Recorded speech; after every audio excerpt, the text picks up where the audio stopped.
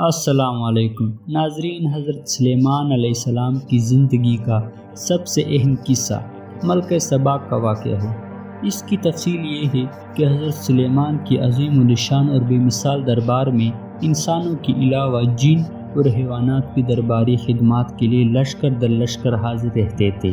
اور اپنے اپنے مراتب کے مطابق بغیر چو چرا تابع فرما رہتے تھے۔ ایک مرتبہ جب حضرت سلیمان کا دربار پورے جان و جوشم کے ساتھ منعقد تھا، حضرت سلیمان نے جائزہ لیا تو پرندے ہدہد کو اپنی جگہ پر غیر حاضر پایا۔ چنانچہ ارشاد فرمایا، ہدہد موجود نہیں ہے۔ اگر وہ واقعی غیر حاضر ہے تو اس کی یہ بے جا غیر حاضری سخت قابل سزا ہے، اس لیے میں یا تو اس کو سخت عذاب دوں گا یا ذبح کر ڈالوں گا۔ فوراً وہ اپنی غیر حاضری کو معقول وجہ بتائی۔ ابھی زیادہ وقفہ نہیں ہوا تھا کہ ہدہد حاضر ہوا۔ حضرت سلیمان کی باز پرس پر کہنے لگا کہ میں ایک ایسی یقینی اطلاع لایا ہوں جس کی خبر آپ کو پہلے سے نہیں ہے۔ وہ یہ کہ امن کے علاقے میں سبا کی ایک ملکہ رہتی ہے۔ اللہ نے اس کو سب کچھ دے رکھا ہے اور اس کا تخت سلیمان اپنی خالص خوبیوں کے اعتبار سے عظیم الشان ہے۔ ملکہ اور اس کی قوم سورج پرست ہے اور شیطان نے ان کو گمراہ کر رکھا ہے، اور وہ مالک کائنات پروردگار عالم والا شریک کی پرستش نہیں کرتے۔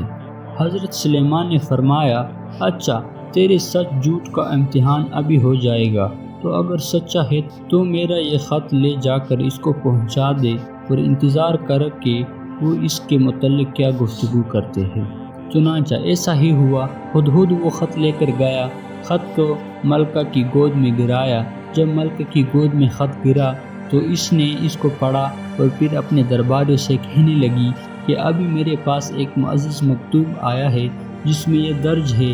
یہ خط سلیمان کی جانب سے اللہ کے نام سے شروع ہے جو بڑا بہرحمان رحم کرنے والا ہے۔ تم کو ہم پر سرکشی اور سربلندی کا اظہار نہیں کرنا چاہیے اور تم میرے پاس اللہ کے فرمان بردار کر آؤ۔ اے میرے ارکان دوست، تم جانتے ہو کہ میں اہم معاملات میں تمہارے مشورے کے بغیر کبھی کوئی اقدام نہیں کرتی، اس لیے اب تم مشورہ دو کہ مجھے کیا کرنا چاہیے۔ اس پر ملکہ کے امرا نے کہا، جہاں تک معروب ہونے کا تعلق ہے تو اس کی قطع ضرورت نہیں، کیونکہ ہم زبردست طاقت اور جنگی قوت کے مالک ہیں۔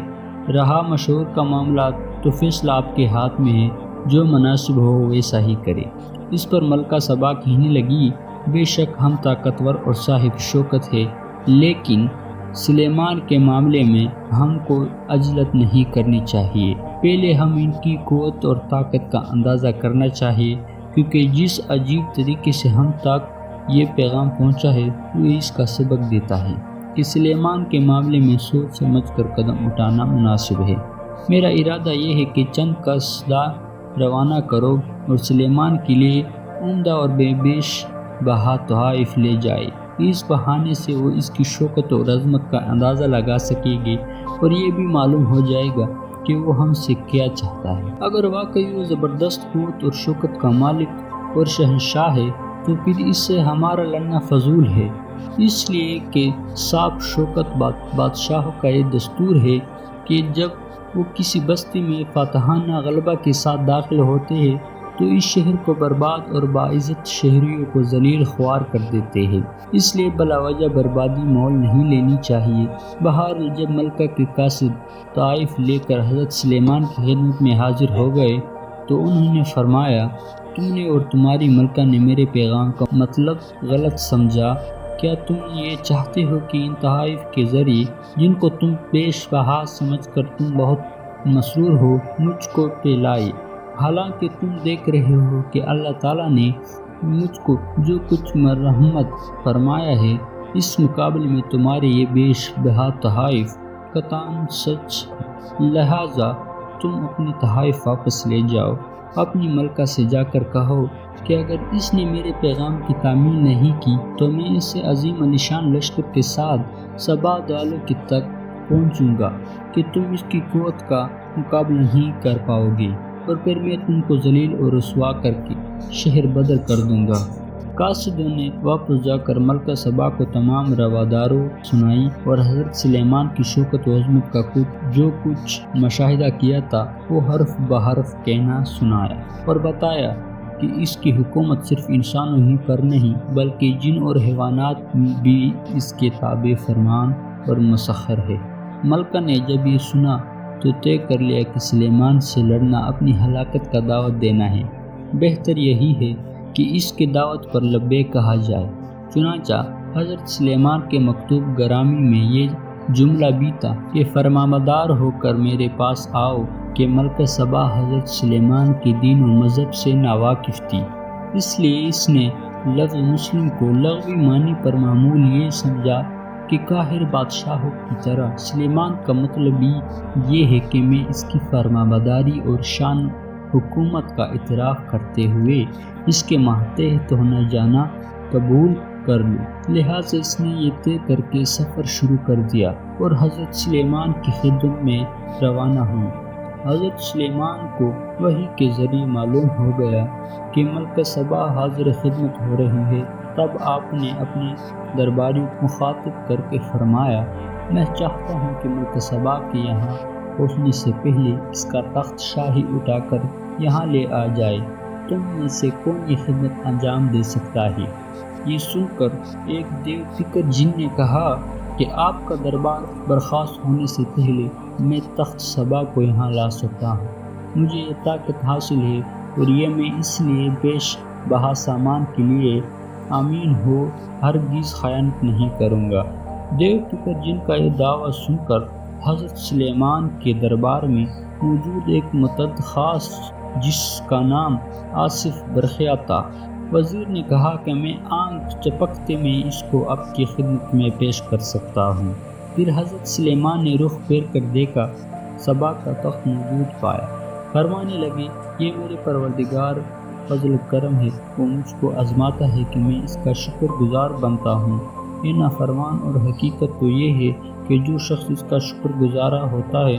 وہ دراصل اپنی ذات ہی کو نفع پہنچاتا ہے، اور جو نافرمانی کرتا ہے سزا کا مرتکب۔ چنانچہ حضرت سلیمان نے اللہ کا شکر ادا کرنے کے بعد حکم دیا کہ ملک کے تخت کی عہد میں کوئی تبدیلی کر دی جائے۔ میں دیکھنا چاہتا ہوں کہ ملکہ سبا یہ دیکھ کر حقیقت جان پائی ہے کہ نہیں۔ چنانچہ تو ملکہ سبا حضرت سلیمان کی خدمت میں پہنچ گئی۔ جب وہ دربار میں حاضر ہوئی تو اس سے دریافت کیا گیا، کیا تمہارا تخت ایسا ہی ہے؟